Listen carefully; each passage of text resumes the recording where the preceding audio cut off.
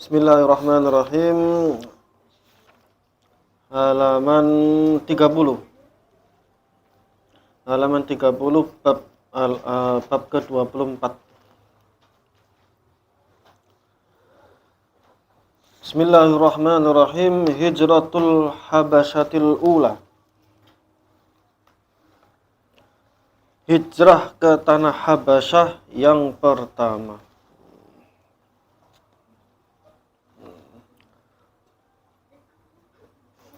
Bismillahirrahmanirrahim. Lamma ra'an nabiyyu, ketika Kanjeng Nabi SAW melihat ma yalhaqu bi ashabihi, apa yang telah menimpa pada sahabat-sahabat beliau, minal adza, dari penistaan, wa anwa'il azabi, dan bermacam-macam siksaan, amarahum bil hijrati ilal habasyati, maka Kanjeng Nabi memerintahkan mereka untuk berhijrah ke tanah Habasyah. Setelah kita membahas pertama yang tantangan dakwah yang pertama dihadapi adalah bagaimana orang-orang Quraisy menistakan Kanjeng Nabi, melecehkan Kanjeng Nabi, menghina Kanjeng Nabi, bahkan sampai melukai secara fisik kepada Kanjeng Nabi.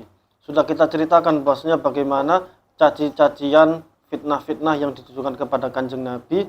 Bahkan Kanjeng Nabi juga pernah sujud di depan Ka'bah, sholat di depan Ka'bah, leher beliau, kepala beliau, dan punggung beliau dilempari dengan tai-tai onta. Sampai Sayyidah Fatimah tahu, putri beliau, menangis-nangis dan membersihkan tai-tai tersebut dari badan mulia Kanjeng Nabi.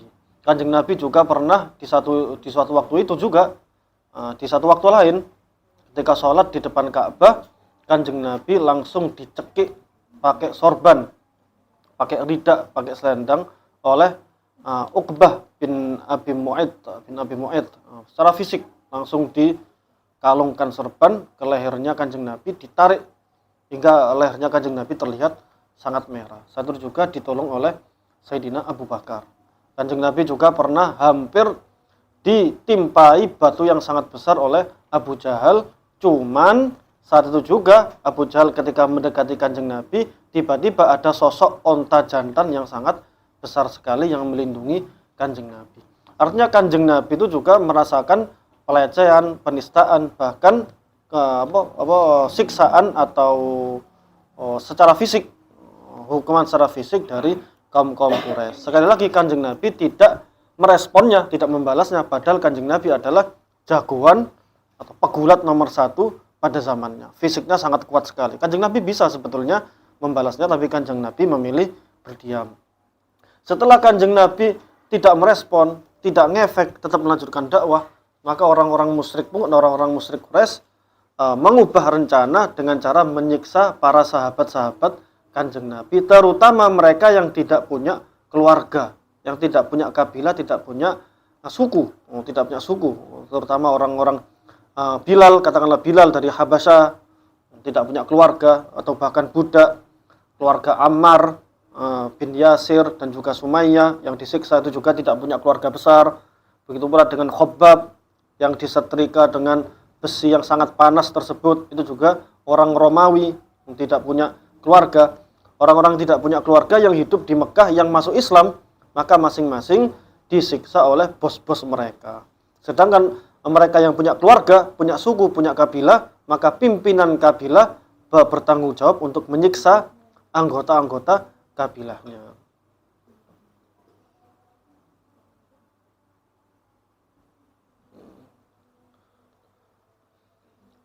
Disiksa oleh kepala-kepala kabilah. Setelah melihat siksaan-siksaan tersebut, bahkan kita sudah mendengar bahwasanya bapaknya Ammar yang bernama Yasir itu juga disiksa, padahal sangat tua renta, disiksa sampai mati. Begitu pula dengan Sumayyah, ibunya Ammar yang sudah sepuh juga, itu juga disiksa, bahkan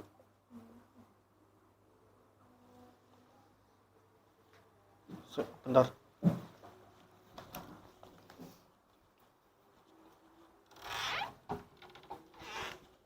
Wah, Anget. muter panas sih. Amit. Muter-muter.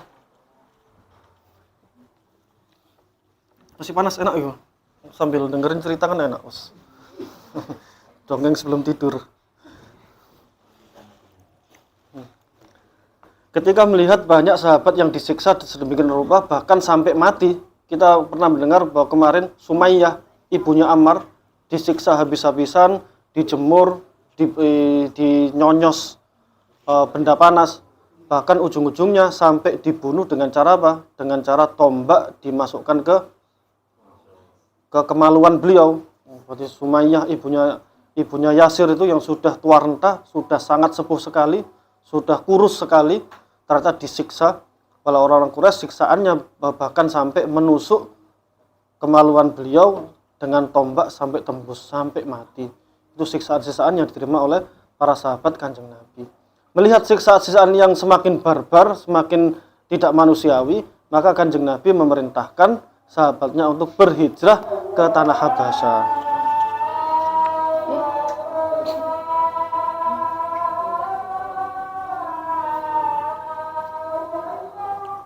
Allahu Akbar, Allahu Akbar.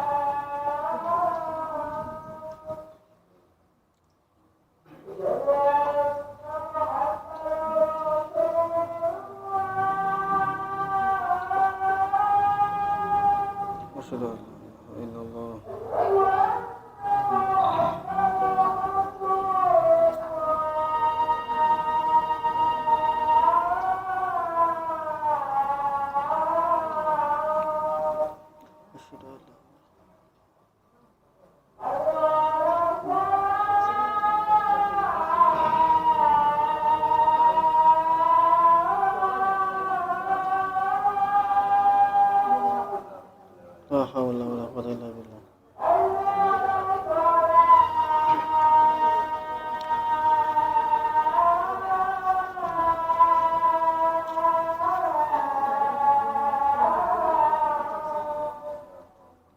La haula wala quwwata illa billah.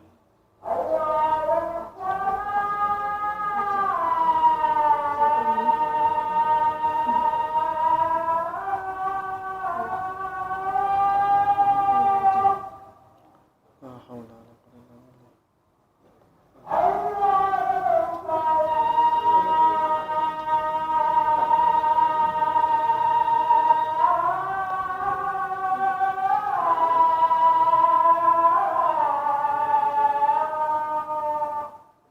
La haula wala quwwata illa billah.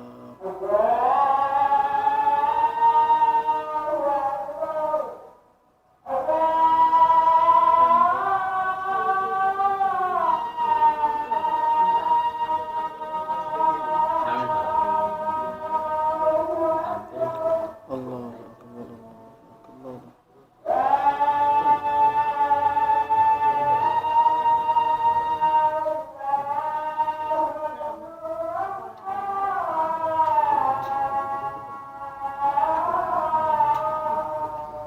La ilaha illallah Muhammadur Rasulullah sallallahu alaihi wasallam. Allahumma rabb hadhihi ta'ati wa salatul qa'imah sayyidina Muhammadin wa sallallahu fadilah wa syarafa wa darajat wa maqam al-mahmud alladhi wa'atahu innaka tudkhilul madiyya rahmanur rahim rabbil ighfir li rabbil warhamhuma kama rabbani shaghira wa sallallahu ala sayyidina Muhammadin wa alihi walhamdulillahi rabbil alamin. Setelah melihat penyiksaan melihat penyiksaan-penyiksaan yang terjadi, yang dialami oleh para sahabat, yang sisaannya sangat luar biasa, kekejamannya, kesadisannya sangat luar biasa sekali, tidak hanya melaparkan, tidak hanya menjemur panas, bahkan sampai disetrika dengan besi yang sangat membara, atau bahkan sampai dibunuh, ditusuk kemaluannya dengan tombak sampai mati. Ini kejadian-kejadian sangat sadis, sangat pedih sekali, sangat jahat sekali, tidak manusia sama sekali dirasakan oleh para sahabat Kanjeng Nabi. Sehingga Kanjeng Nabi memerintahkan sahabatnya untuk berhijrah ke tanah Habasya. Kalau sekarang negara Ethiopia. Ethiopia itu lurusnya Yaman. Jadi kalau dari sisi Indonesia, Yaman dulu baru Saudi. Nah, sedangkan Afrika yang lurus dengan Yaman itu adalah Ethiopia. Ethiopia atau Somalia. Somalia juga termasuk. Tapi yang dimaksud di sini Habasya adalah Ethiopia. Fahajara asyratu min ashabihi wa khamsu niswatin. Maka yang berangkat ke tanah Habasya adalah 10 dari para sahabat lelaki Kanjeng Nabi dan juga ada 5 sahabiat, sahabat perempuan. Berarti totalnya 15. Tapi dalam Rahiqul Maktum lakinya 12, perempuannya 5. Jadi totalnya 17. Minhum Utsman bin Affan, termasuk Sayyidina Utsman bin Affan, wa zaujatuhu Ruqayyah, dan juga istri beliau yang bernama Ruqayyah binti Rasulullah sallallahu alaihi wasallam. Berarti yang hijrah itu juga termasuk putrinya Kanjeng Nabi. Dan hijrahnya juga melalui perjuangan yang sangat luar biasa. Mengumpulkan 17 orang ini untuk berangkat bareng-bareng, itu juga perjuangannya sangat luar biasa. Diam-diamnya berangkat ketika larut malam, berjalan kaki sampai ke pelabuhan secara diam-diam. Ternyata di pelabuhan, ternyata di belakang diam-diam ternyata orang-orang kafir sudah menguntit memata-matai. Tapi alhamdulillah ketika sampai ke pelabuhan ada 2 kapal besar, 2 kapal dagang yang bisa ditumpangi oleh rombongan 17 para sahabat dan sahabiat Kanjeng Nabi ini. Jadi ketika orang kafir sudah menguntit, sudah memata-matai, ternyata ketika mengejar para sahabat, ternyata para sahabat sudah terselamatkan, rencananya berjalan lancar sehingga orang-orang kafir yang menguntit ternyata tidak sampai menjumpai, tidak sampai menghalangi hijrahnya orang-orang Muslim pada saat itu. Waqad raja'u ba'da salasati asyhur. Ternyata di tanah Habasya, di tanah Ethiopia tidak lama, cuma 3 bulan. Waqad raja'u, sebagian dari mereka balik lagi ke Mekah hanya kisaran waktu 3 bulan. Bisa babi alamil ghurbati, karena sebab sakitnya terasingkan, beratnya terasingkan. Waqillati adadihim, dan sedikitnya jumlah mereka. Kalau membayangkan juga sangat berat sekali. Umpama bayangkan orang Arab ketika di tengah-tengah siksaan yang luar biasa, kejahatan yang sangat luar biasa, diminta oleh Kanjeng Nabi untuk hijrah ke Habasya. Padahal bayangkan orang-orang Mekah itu nggak kenal sama orang-orang Habasya. Cuman Kanjeng Nabi, namanya juga Nabi, namanya Rasul, melalui ilham dari Gusti Allah, memberitahu bahwasanya, wahai Muhammad, di Habasya ada raja yang sangat adil, yang tidak akan menzolimi satu rakyatnya pun. Maka Kanjeng Nabi diperintahkan untuk menyampaikan pada sahabatnya untuk berhijrah ke tanah Habasya. Orang Arab nggak kenal tanah Habasya, nggak kenal orang Habasya, nggak kenal negara Habasyanya, nggak bisa bahasanya, nggak tahu tradisinya. Wes pokoknya disuruh Kanjeng Nabi hijrah ke Habasya, ya berangkat. Itu termasuk pilihan sangat berat sekali. Umpama kalau kita orang Surabaya, katakan ternyata di Surabaya ada kejahatan yang sangat luar biasa. Tiba-tiba kita diperintah untuk meninggalkan rumah kita, diperintahkan untuk meninggalkan keluarga kita, diperintahkan untuk meninggalkan harta benda yang ada di Surabaya ini. Katakanlah disuruh pergi ke negara yang sangat asing bagi kita. Katakanlah mama dari Surabaya diminta untuk berhijrah ke Filipina, hijrah ke Vietnam, katakanlah. Kita nggak tahu Vietnam itu apa, kita nggak tahu model tradisinya seperti apa, kita nggak tahu bahasanya seperti apa. Nah, nanti di sana kita kerja apa, nanti kita tinggal di mana, kita nggak tahu apa-apa. Belas kita nggak tahu apa-apa, kita justru malah meninggalkan seluruh harta kita, rumah-rumah kita yang ada di tanah kelahiran. Tapi berhubung Kanjeng Nabi yang memerintahkan, sahabat dan sahabiat baik laki-laki maupun perempuan jumlah 17 itu berangkat ke Habasya secara nekat. Itu termasuk pilihan yang sangat berat sekali. Meninggalkan keluarga, meninggalkan harta benda di tanah kelahiran, menuju negara yang asing. Mending kalau umpama kita pergi ke Malaysia, katakanlah sama-sama suku Melayunya, bahasanya juga memahamkan, atau katakanlah ke Thailand yang selatan, katakanlah Fatani, masih bisa difahami bahasa Melayunya. Tapi ini enggak, berangkat ke Vietnam katakanlah, enggak ngerti bahasa, enggak ngerti tradisi ini, gak ngerti kerja nang kono iku apa, gak kenal, gak ada keluarga sama sekali di sana, gak ada kenalan di sana, tapi bismillah berangkat, orang-orang sahabat dan sahabat berangkat ke tanah Habasyah atas perintah Kanjeng Nabi. Ternyata ketika 3 bulan di sana, jelas karena orangnya sedikit dan juga merasa terasingkan, tidak ada teman sama sekali, tidak ada keluarga sama sekali, bagaimana kerjanya, bagaimana kehidupannya, akhirnya sangat berat sekali. Ada sebagian atau rombongan tersebut memilih kembali ke Makkah. Dan bukan karena itu, bukan sebab itu aslinya. Dalam kitab-kitab lain dijelaskan bahwasannya 17 orang ini yang hijrah ke Habasyah itu mendengar kabar bahwa orang Makkah semuanya masuk Islam. Sehingga dengan kabar yang sangat membahagiakan itu, akhirnya 17 orang ini memilih untuk kembali ke Makkah, padahal mereka di Habasyah masih 3 bulan. Dan itu bisa dibenarkan, karena kejadian itu termasuk menggoncangkan Mekah. Yakni kejadian ketika kan Kanjeng Nabi walaupun disakiti, walaupun sahabatnya disakiti, beliau pun juga merasakan penyiksaan yang luar biasa sampai sampai main fisik, tapi Kanjeng Nabi tidak ada rasa takut sama sekali. Meskipun terancam nyawanya, Kanjeng Nabi dengan gagah sholat di depan Ka'bah, di depan Abu Jahal, di depan Uqbah, di depan Walid dan sebagainya, sholat seperti biasa. Sampai dilempari tai, Kanjeng Nabi gak ngerespon, sampai dicekik, akhirnya gak direspon.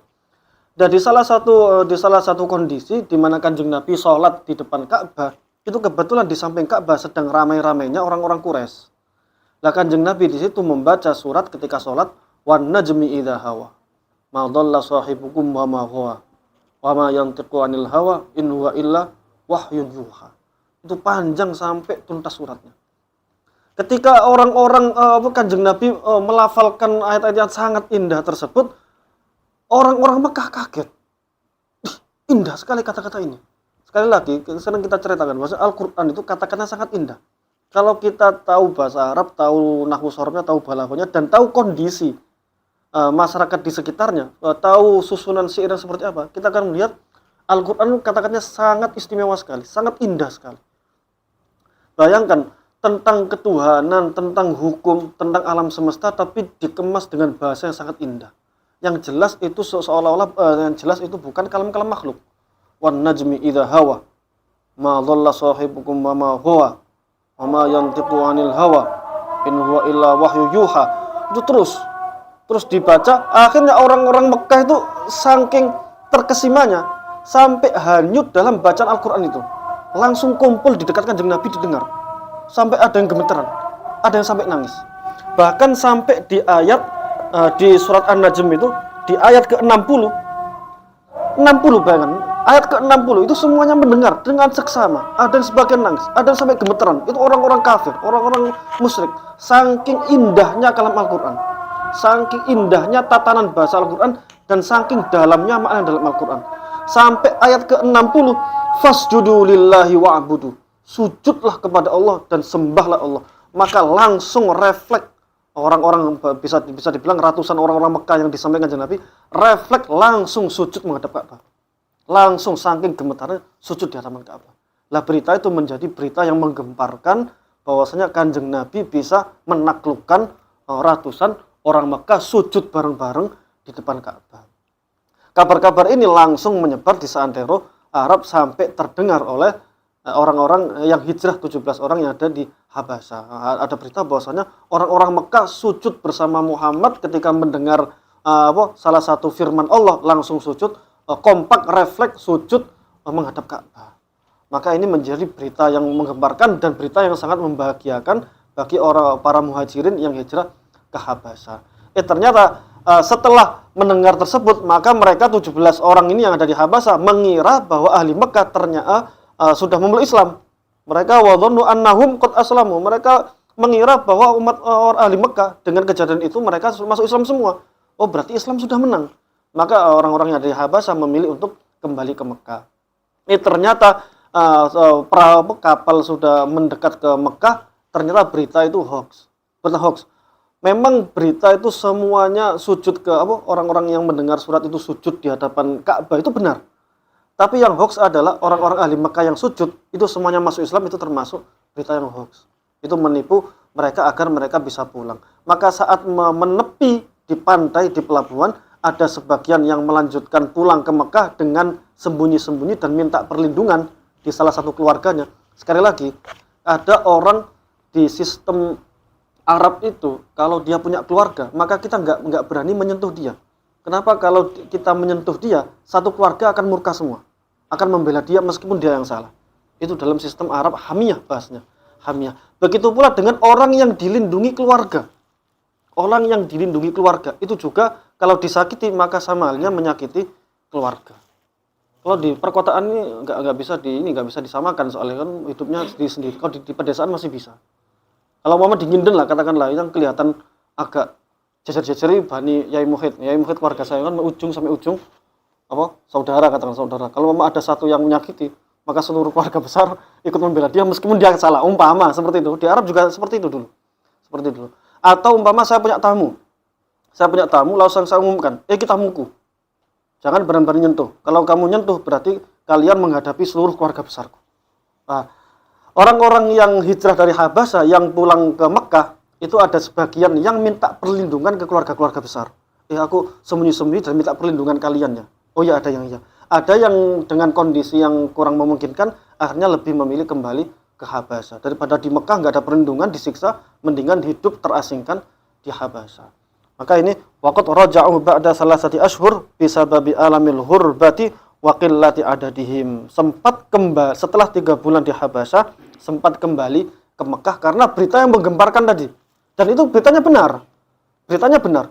Bahkan orang-orang musyrik, orang-orang pimpinan musyrik yang tidak hadir pada kejadian sujud massal itu murka sekali. Murka sekali. Kok bisa-bisanya ada sebagian dari orang-orang kita yang refleks sujud bersama Muhammad secara massal. Kok bisa-bisanya? Maka kalau orang yang mengalami dikatakan, loh, kamu nggak hadir sih. Kalau kamu hadir, kamu pasti bergetar melihat kalam yang diucapkan Muhammad. Itu jelas bukan kalamnya manusia.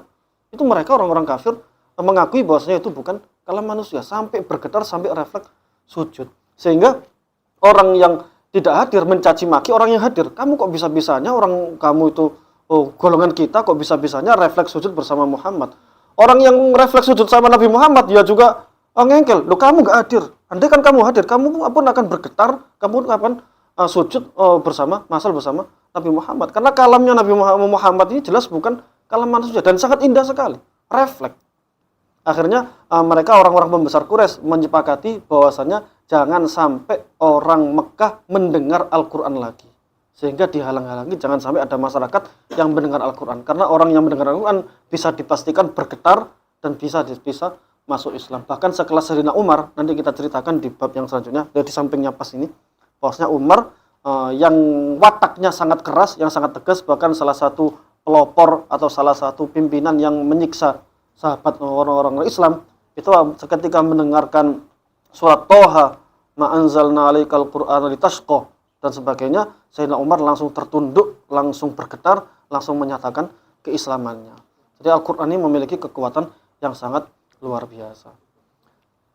Ibarat kalau umpama kita hidup di Indonesia, katakanlah, kalau umpama kita nggak seneng dangdut, katakanlah, umpama ada orang iki cuma analog gitu ya, kias toh.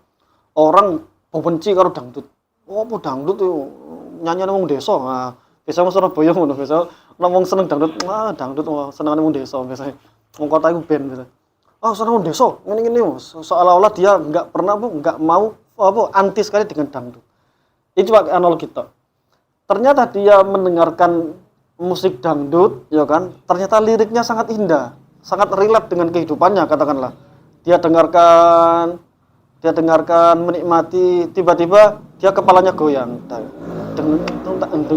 itu kan berarti kan dia langsung menikmati, menyelami dari lirik-lirik dangdut tersebut dan menyelami musik-musiknya sampai refleks dia bergerak.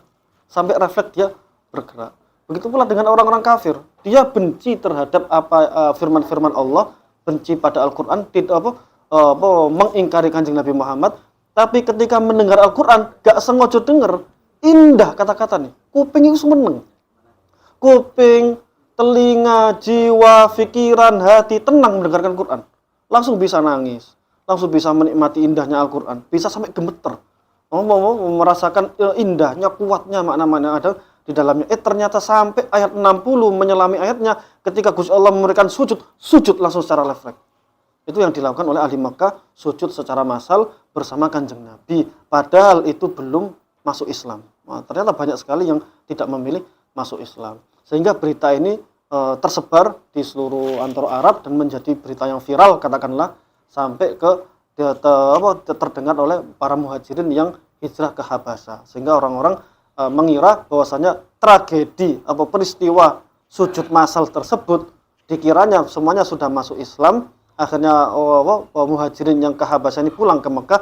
Ternyata berita itu benar, cuman semua masuk Islam itu beritanya adalah hoax. Ternyata meskipun mereka sujud massal, sebagian besar di antara mereka tidak ada yang masuk Islam, malah justru melawannya. Dengan cara apa? Dengan cara menghalang-halangi masyarakat jangan sampai mendengarkan ayat Al-Quran. Wa kana dzalika fi sanatil khamisah, dan itu terjadi di tahun kelima minal hijrati, dari hijrah.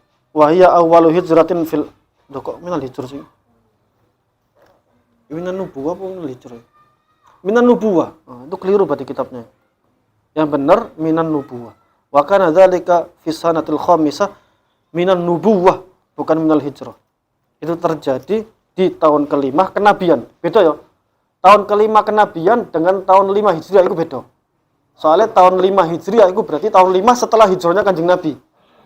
Sedangkan tahun 5 kenabian berarti ya sebelum Hijriah. Gampang ya, sebelum Hijriah. Wa hiya awwalu hijratin fil Islam, hijrah tersebut adalah hijrah pertama yang terjadi dalam Islam. Wallahu taala alam bissawab. Monggo pertanyaan. Monggo, nggih. Kita tengene Al-Qur'an kan wonten ayat wajiyat qulubuhum wa idza tuliyat alaihim ayatu zadatuhum Gimana? Tapi setelah seakan-akan sama dengan kasusnya meskipun belum muslim tapi bergetar. Apakah iman itu tarafnya bagaimana? Setelah mendengar itu bergetar, tapi setelah itu hitungan detik ya kembali lagi seperti apakah ukuran zadatul iman meskipun belum muslim bisa merasakan itu? Kalau getarnya apa ya? Sebetulnya mereka yakin itu kalamnya Gusti Allah. Sebetulnya mereka yakin sampai bergetar. Cuman mereka gengsi mengakui keimanan, mengakui kenabian Kanjeng Nabi. Jadi bergetarnya memang secara naluri manusia. Naluri manusia ketika didengarkan kalam-kalam Tuhan bergetar. Tapi kalau membahas masalah innamal mu'minuna alladzina idza innamal mu'minuna alladzina idza dzukirallahu wajilat qulubuhum wa idza tuliyat 'alaihim ayatuhu zadatuhum imana. Maka orang-orang mukmin sejati ketika didengarkan lafaz Allah, nama Allah, maka wajilat qulubuhum, maka hatinya langsung bergetar. Getar karena ya merinding saja, merinding saking cintanya, saking sungkannya. Wa idza tuliyat 'alaihim ayatuhu, ketika ayat-ayat Al-Qur'an atau dibacakan kepadanya, maka zadatuhum imana, maka imannya akan semakin bertambah. Artinya seperti ini, kata para ulama, iman itu bisa dilihat dari dua sudut pandang. Kalau dalam sudut pandang keyakinan, iman itu tetap stagnan. Kita selalu yakin bahwasanya Allah adalah tunggal. Kita selalu yakin la ilaha illallah Muhammadur Rasulullah. Itu selalu yakin. Tidak bisa, enggak ada istilah naik dan tidak ada istilah turun. Kita selalu meyakini bahwa Allah itu ada, selalu meyakini bahwa dia ada Tuhan selain Allah, Muhammad adalah utusannya. Itu sudut pandang keimanan yang stagnan, yang bahasanya, yang stabil, yang tetap stabil.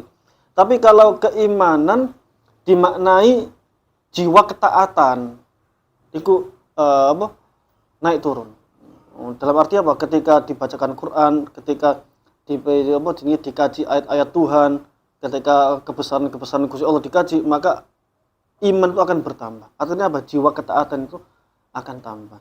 Sedangkan yang bergetar-bergetar yang dirasakan oleh ahli Mekah, kalau menurut saya itu adalah naluri manusia.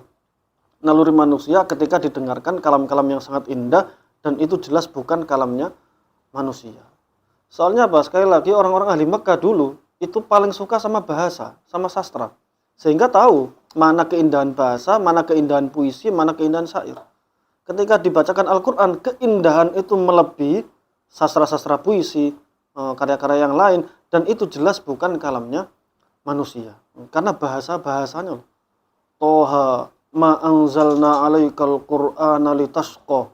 Aku tidak menurunkan Al-Qur'an agar kalian agar kalian celaka. Lah kan jelas bukan kata-kata manusia. Masa manusia aku tidak akan menurunkan Al-Qur'an kecuali ma anzalna alaikal qur'ana litashqa. Aku tidak menurunkan Qur'an supaya kalian celaka. Kan enggak seperti itu. Kata-kata manusia enggak seperti itu. Inna anzalnahu fi lailatul qadr. Aku menurunkan Al-Qur'an di malam yang qadr, yang penuh keistimewaan. Kan bukan kalam manusia. Jelas ada sesuatu yang dikdaya yang mengatakan hal demikian yang membuat kita bergetar. Makanya nikmat maca Qur'an paham artinya. Bahasanya membuka terjemahan bisa sih kalau yang penting kita merenungkan kondisi ketika ayat itu turun. Dan apa yang dirasakan oleh ahli Makkah saat itu sampai para sahabat sing sekelas Sayyidina Umar yang wataknya termasuk keras, tegas dan sebagainya itu sampai bergetar, artinya bergetar dan memilih masuk Islam. Itu dikeluarkan ya? Enggak. Dikeluarkan. Permasalahannya kalau ini Enggak. Singgotan rumah kali rutinan yang ahli yang golongan Wahabi wadah. Quran ini memang mukjizat, tapi pengaruh juga yang baca gitu. Yang baca itu betul sakit dirasa loh, kalau sampai masya Allah. Artinya ini juga pengaruh yang baca ini karomanya. Mendingan nggak mau Quran dulu jadi kan bertentangan dengan kalau dibacakan ayat-ayat Al-Quran, tapi yang baca juga pengaruh tadi. Enggak ada pengaruhnya. Soalnya dalam hadis yang nomor berapa kemarin itu kan ada hadis zayyinul Qur'ana bi aswatikum. Hiasilah Al-Quran dengan suara-suara kalian. Soalnya Al-Quran ini memiliki makna yang sangat indah, punya mukjizat yang sangat luar biasa. Kalau disampaikan dengan suara-suara biasa, bacaan biasa, mukjizat itu sampai ke telinga itu, sampai mungkin ke telinga orang yang benar-benar memperhatikannya. Tapi kalau suaranya sudah enak, gampang sekali dirasakan. Bahkan salah satu mukjizat Al-Quran itu dibaca walaupun pendengarnya nggak paham, itu bisa menggetarkan hati, bisa nangis. Ibarat kalau imam-imam Mekah yang suaranya enak dibacakan Al-Quran, orang-orang jamaah umrah, jamaah haji nggak paham artinya Quran, nggak paham, tapi banyak orang nangis-nangis bacaan Quran padahal makmumnya nggak paham. Itu salah satu mukjizat. Coba baca Pancasila nang ngarepe wong barat katakanlah sampai nangis juga nggak paham isine. Bukan penistaan Pancasila, artinya bahasa yang lain. Bahaya, moro-moro viral dikira penistaan. Enggak penistaan. Katakanlah itulah novel bahasa Indonesia katakanlah dibacakan di depan orang-orang Arab, katakan depan orang-orang barat. Dengan suara indah sekalipun enggak akan sampai nangis. Lapor nangis. Gendeng nangis. Enggak jelas. Nah, Al-Qur'an orang-orang enggak paham artinya, tapi dengan mendengarkan saja bisa syahdu, bisa tentrem, bahkan bisa sampai nangis. Itu salah satu mukjizatnya Al-Qur'an. Asyakolina. Ada pertanyaan lain? Masih 7 menit lagi lah. Konsekuensi mencinta itu kan mencintai segala sesuatu yang dicintai oleh yang itu. Ya, idolanya, kekasihnya. Ya, misalnya si A itu mencintai si B, Ustaz. Setelah ditelusuri ternyata si B ini itu Ustaz, suka ngupil Ustaz. Terus si A ini gara-gara tahu itu ilfil Ustaz. Terus apakah itu enggak mencintai yang dalam arti itu kan mencintai segala sesuatu yang dilakukan atau dicintai oleh berarti cintanya itu ada alasannya.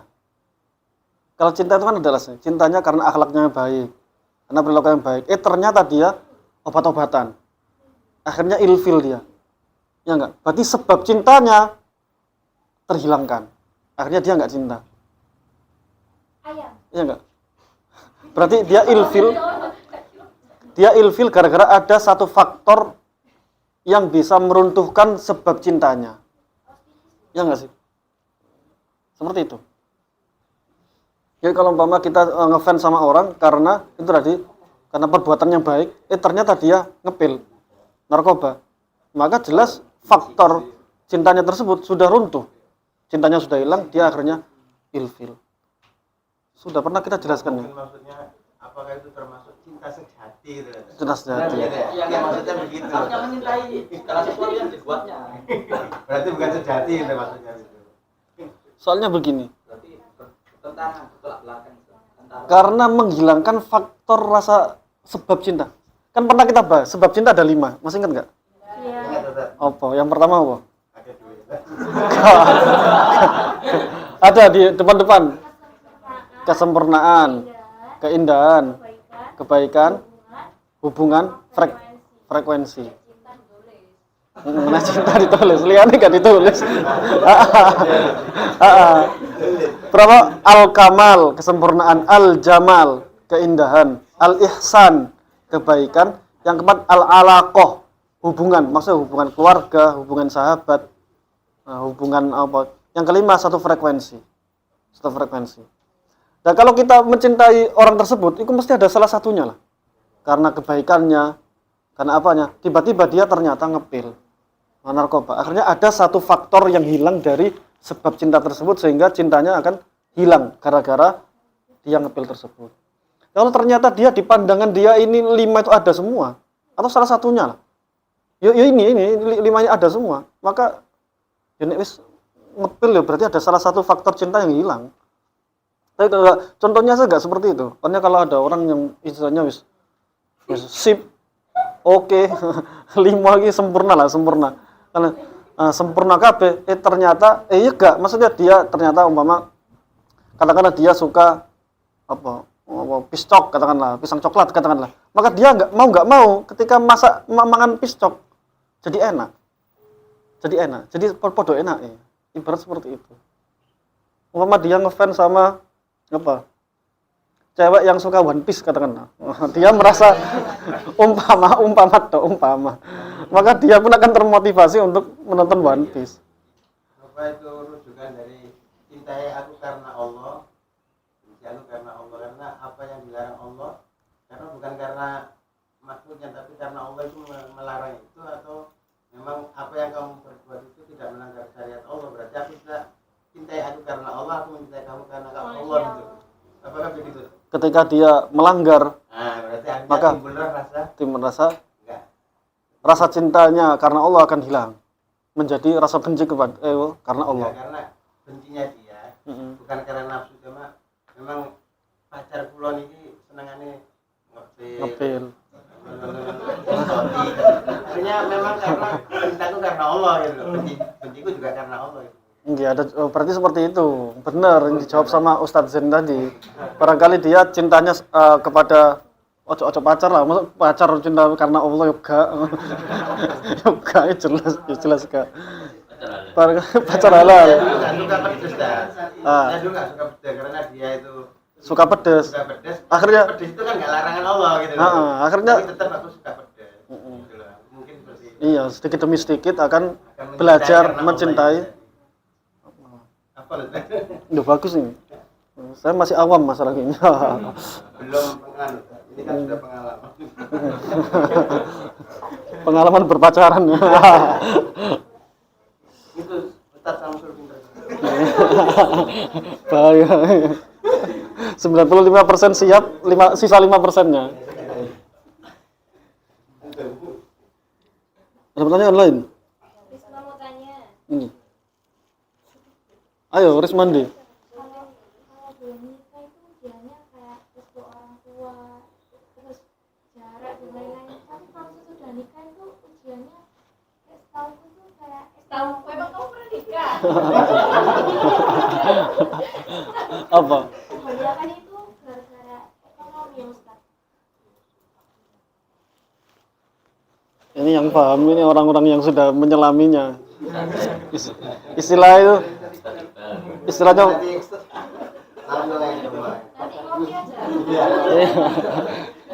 Istilahnya tuh faqidu syai' la yu'tihi.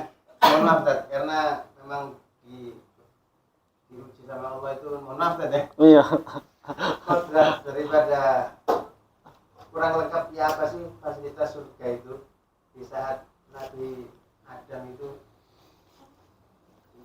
ujiannya memang wanita kalau laki-laki, tapi kalau perempuan jangan kau dekati buahku, dekat aja malah dimakan. Itu kodrat wanita adalah harta atau kenikmatan seperti itu. Kalau laki-laki ujiannya wanita, makanya pintar-pintar yang lanang sentak orang wedok jenderal bintangnya udah berapa. Itu kalau pengalaman yang sudah nikah, nanti kalau nikah lagi nggak tahu saya.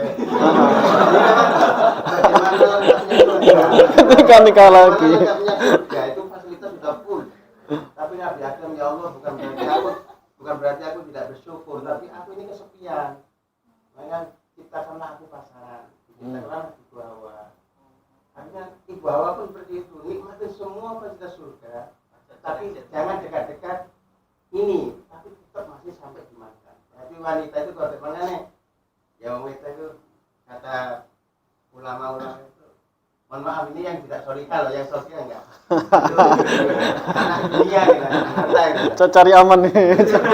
Jawabannya cari aman. Mungkin seperti itu, mohon maaf. Nggih. Seperti itu juga dinas Allah seperti itu. Sekiranya orang lanang butuh pintar nyambut gawe dan mau wedok itu gak ini model buat antum. Maaf diremehkan, dihina karena Mohon maaf, perempuan juga sering diremehkan. Enggak. Nanti bisa ditambah Ustaz kan. Balik tanya. Mungkin kurang lebihnya seperti itu kan. Iya, makanya godaan lanang ini wedok dalam segi parasnya. Iya. Godaan perempuan itu ada di ekonomi, ada di uang. Soalnya emang naluri manusia. Jadi gak iso mau ngelarang lanang senengane wedok ayu, yo gak iso. Lanang itu senengane naluri seperti itu. Lanang juga gak iso nuntut ke perempuan, wedok gedonyan, yo gak iso. Gak iso nuntut, soalnya emang naluri. Matre itu memang Naluri. Makanya orang lelaki soleh itu yang apa? Yang bisa jaga pandangannya. Nah, yang berarti dia punya naluri untuk apa? Ngelirik cewek-cewek cakep, tapi dia kesolehannya mau menjadikan dia menundukkan matanya. Begitu pula dengan perempuan. Perempuan secara naluri dia seneng dunia.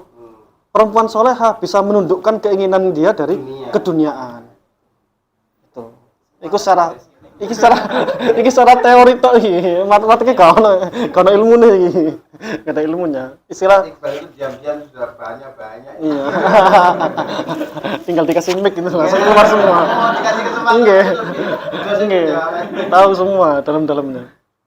Intinya seperti itu. Itu perjuangan ya. Nek lanang soleh perjuangannya menundukkan pandangan, nek perempuan soleh perjuangannya adalah menundukkan pandangan dari dunia. Maka istri soleh sing gak gedonyan, suami soleh sing gak ngelirik, sing gak wedokan. Sama nggih fakta. Ini fakta. Jadi ujian, sama-sama ujian. Banyak pandangannya seperti Nabi Adam dan Ibu Hawa, kemudian apa? Zulekha dan Muhammad. Nabi Yusuf. Nggih. Jadi kalau ujiannya di ekonomi itu juga ujian keluarga. Ujian keluarga ini maksudnya apa? Sing bojone secara naluri ya susah. Karena apa? Karena dia juga butuh ekonomi. Naluri ya seneng dunia susah. Sing cobaan juga iku ketika bojone sing lanang sik sehat, sing wedoke wis gak dandan, wis gak ayu, wis boseni. Itu cobaan juga. Ya ngene sama-sama cobaan. Nggih. Loh, katanya mencintai apa adanya. Udah sama. Nah itu mencintai apa adanya. Lanang gak ada dua ya dicintai. Dicintai waduh. Waduh ini. Debat ini.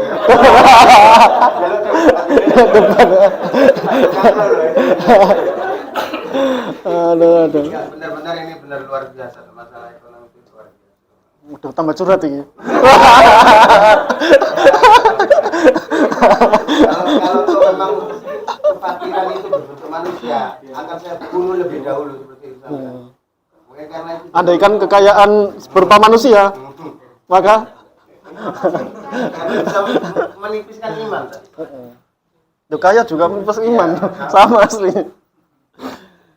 Jangan sampai kena Indomie nggak ada aku. Banyak sokor Indomie. Jadi ini kok ngono intine ya. Jadi ya ekonomi ya cobaan. Bojone kapate ayu ya cobaan juga. Ngoten ta? Nggih nggih. Duwe bojo welek iku yo nikmat. Nggih. Gak was-was duwe bojo ayu cobaan, tinggal titik kuatir. Sama lah wis. Itu tadi. Kayaknya harus kajian kita baru lagi. Iya. Enggak, ini kan hatam, ini paling 2 minggu lagi hatam ya. 2 minggu atau 3 minggu. Gua masuk. Bukan. Kalau mungkin 3 mingguan lagi, 3 minggu lagi insya Allah hatam. Terserah nanti kita ngaji kita apa? Diganti apa? Ihya ta? Ihya. Kalau fikihnya biar Fathul Qorib yang edisi Amsilati itu ya. Nanti ngaji fikih sekaligus nahwu. Kalau yang ini diganti kitab apa? Ihya ta? Belum selesai awal-awal. Soalnya wis kadung tuku kitab. Wis kadung tuku kitab kabeh. Terusnya sing dereng-dereng nikah gitu ta. Enggak. Ngaji fikih nikah. Yo sing ngajare yo gak paham ya. Sing ngajar yo gak paham ya apa. Berarti harus merit dulu. Iya, setelah merit baru. Setelah apa? Menjadi budak. Setelah menjadi suami takut istri baru ada hikmah yang keluar. Apa kata filosof itu apa? Aristoteles tahu apa itu? Apa Plato? Ya yang apa? Bukan Plato. Plato. Jika apa? Aristoteles. Jika apa? Jika kamu bahagia, maka Dikalah. jika Kurang tahu pepatahnya. Punya ada ceritanya. menikahlah. Jika kamu bahagia, maka kamu beruntung. Tapi kalau tidak bahagia, kamu akan menjadi filosof. Itu tanda bahwasanya dia menjadi filsafat karena dia tersiksa. Cukup ya? Setengah jam lagi ya? Setengah jam lagi Isya. Wallahu ta'ala alam bisawab. Al-Fatihah.